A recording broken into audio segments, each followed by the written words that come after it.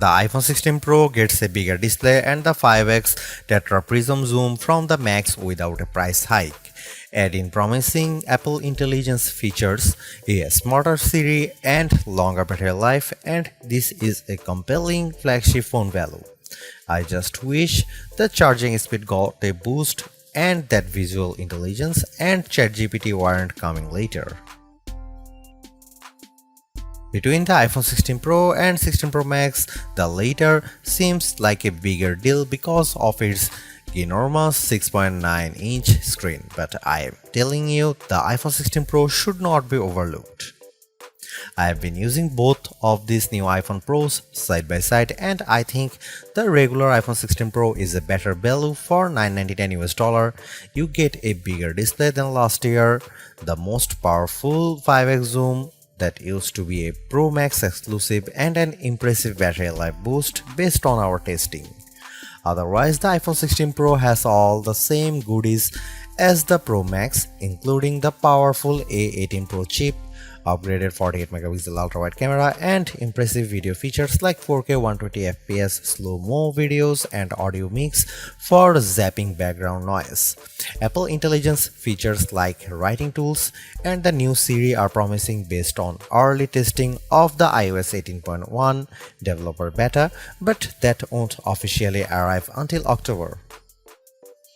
As you will see in my iPhone 16 Pro review, this is ounce for ounce one of the best phones you can buy and the best iPhone for power users on a budget, even if there's not a truly wow feature yet for Apple Intelligence yet. The iPhone 16 Pro goes on sale September 20 and starts at $999 US for 128GB of storage. It's worth noting that the iPhone 16 Pro Max features 256GB of capacity in its base model. The good news is that you can get 256GB of storage for $100 less than the iPhone 16 Pro Max, and you get the same max storage option of 1TB for those willing to really splurge. The iPhone 16 Pro is still a compact phone, but there is a trade-off with getting a larger display. It's now more of a mid-size phone now as opposed to a small phone as the size and weight have grown. This handset measures 5.89 by 2.81 by 0.32 inches and weighs 7.03 ounces, compared to 5.77 by 2.78 by 0.32 inches and 6.6 ounces for the iPhone 15 Pro. So the new iPhone is taller and wider and just as thin, but there's some more heft to it. The good news is that the iPhone 16 Pro is still easy to use with one hand as Apple made the bezels thinner. The design should be more durable too, as Apple claims that the ceramic shield display is 50% tougher. Plus, the band is still made of titanium, which is more durable than aluminum. The iPhone 16 Pro colors aren't very flashy compared to the regular iPhone 16. There's white titanium, black titanium, natural titanium, and the new desert titanium, which is like a soft rose gold. I prefer the desert hue because it looks new. Don't expect much new from the iPhone 16 display. The only real news beyond the size increase to 6.3 inches for this OLED screen is that it can get dimmer. The minimum is now just 1 nit. I put the two phones side by side in a dark room and I noticed the difference immediately. What's the benefit? You can use your phone in bed without disturbing your partner, and if you are using standby mode, the iPhone 16 Pro won't be as bright when you are using it overnight as an alarm clock. Otherwise, you get the same 120Hz refresh rate on this Pro Motion display and the same max brightness. Apple claims a peak brightness of 2000 nits outdoors and 1600 nits for HDR content.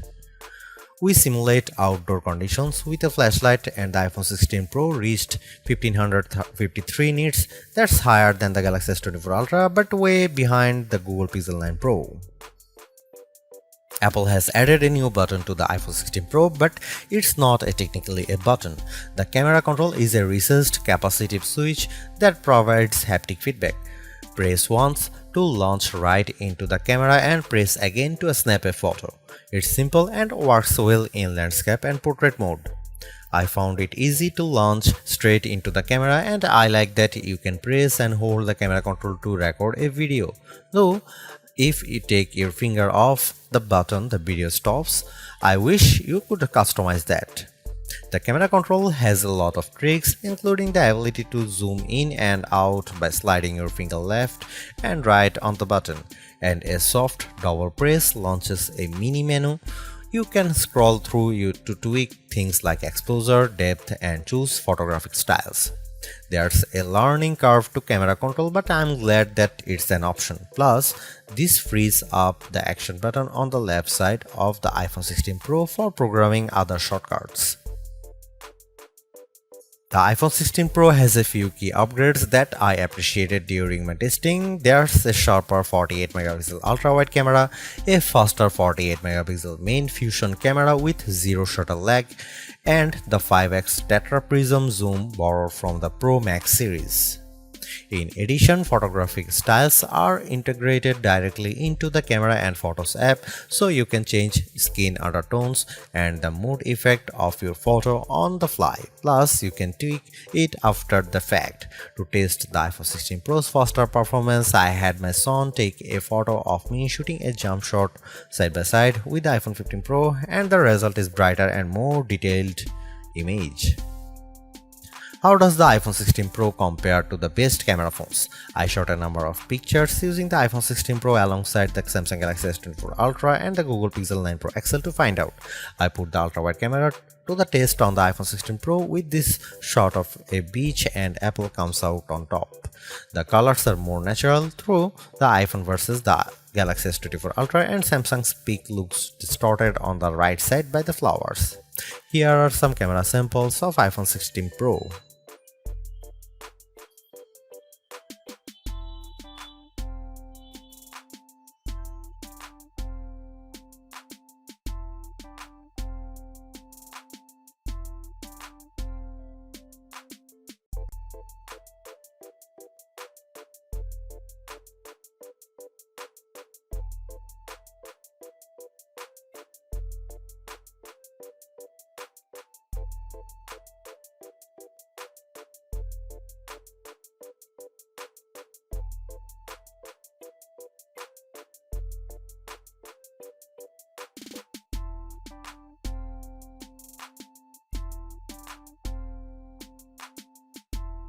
Hey Siri, are you smart yet?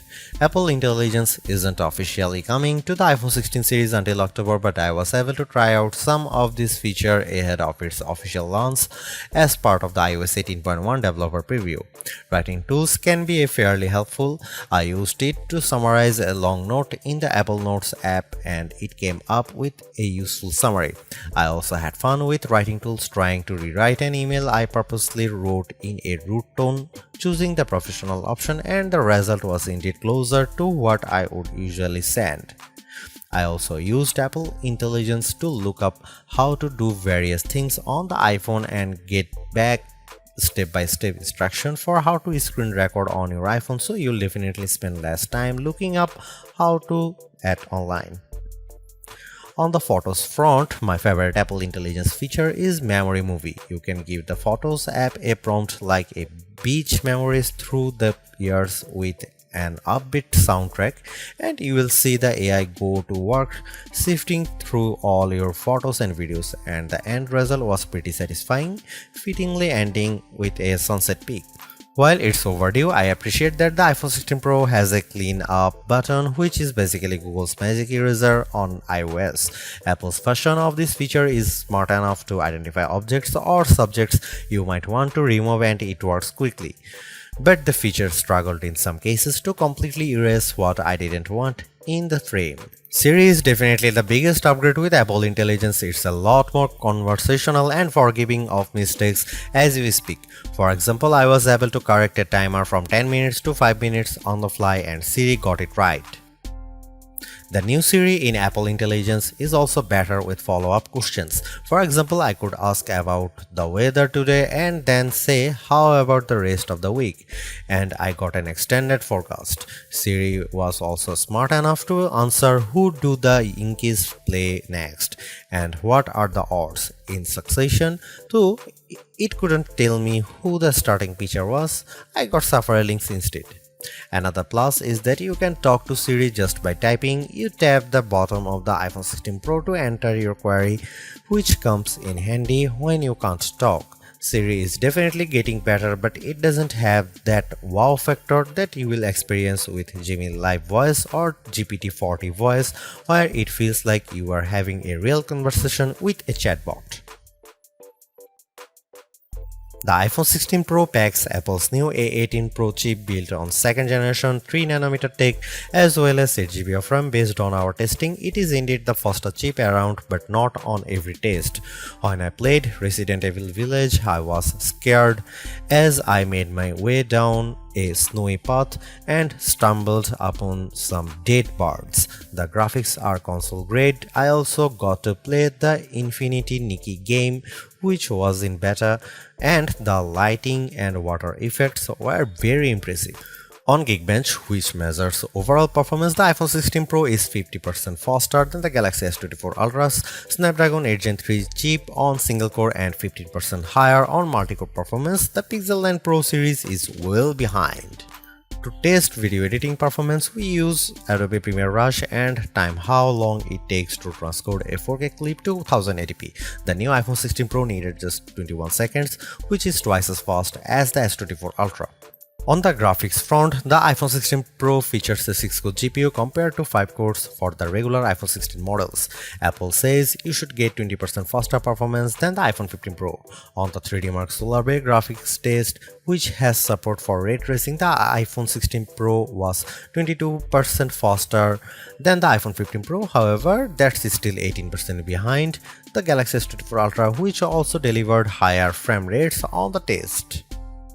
The iPhone 16 Pro Max features a new internal design with a graphite-clad aluminum substructure that's supposed to result in 20% better sustained performance. To test this claim, we ran the 3D Mark Wildlife stress test for 20 minutes. The iPhone 16 Pro turned in a stability score of 66%.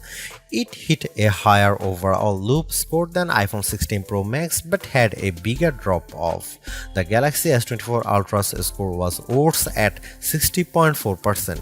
Interestingly, the iPhone 16 Pro Max turned in a stronger stability score of 84%, which is better than the 75% from the iPhone 15 Pro Max. Overall, the iPhone 16 Pro is arguably the best flagship phone under $1,000. You get the same excellent cameras as the iPhone 16 Pro Max for $200 less, and I think the screen is big enough at 6.3 inches while being easy to use with one hand. I also like the improved battery life, handy camera control, and compelling audio mix feature for videos.